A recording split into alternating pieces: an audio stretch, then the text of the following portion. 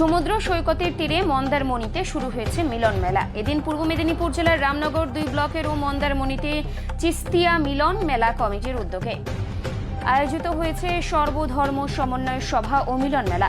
রাজ্যের বিভিন্ন প্রান্তের কয়েক হাজার মানুষ এই মেলায় ভিড় জমিয়েছেন। সংস্থার প্রধান উদ্যোক্তা মিন মিত্র মীর মমরেজ আলীর নেতৃত্বে বেশ কয়েক বছর ধরে এই অনুষ্ঠান হয়ে আসছে। তবে সংস্থার সাধারণ সম্পাদক মীর ইয়ার আলী জানিয়েছেন, এখানে আমরা উরুস উদযাপন করি, সমস্ত ধর্মাবলম্বীদের সমাগম ঘটে, সবাই প্রেম প্রীত ও ভালোবাসার মাধ্যমে আপন করে নেওয়াই এই মেলার প্রকৃত উদ্দেশ্য বলেই জানিয়েছেন মীর ইয়ার আলী।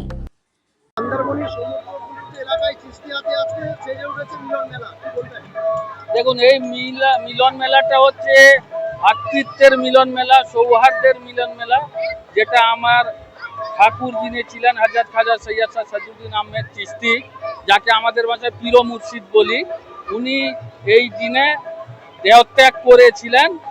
এই দেহত্যাগ উপলক্ষে এই দিনটাতে আমরা উরুস উদযাপন করি।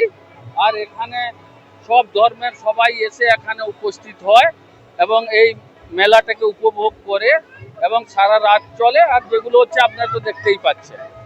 একেবারে সর্বধর্ম সমন্বয়ে এই মিলন মেলা, কি বার্তা দেবেন? দেখুন, এখন যে বার্তা দিতে চাই আমি, বর্তমান যে পরিস্থিতি যে চলছে সমাজে, দেশে, রাজ্যে, সে দিক থেকে বলতে গেলে আমার গুরুদেব যে শিক্ষা দিয়ে গেছেন, সর্বজাতি মিলে যে সমন্বয়, ধর্ম, এখানে ধর্মকরণ বা এরকম কিছু ব্যাপার নেই।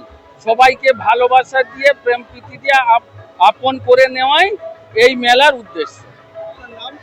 আমার নাম মীর ইয়ার আলী, আমি স্টেট জেলা যুব কমিটির সভাপতি।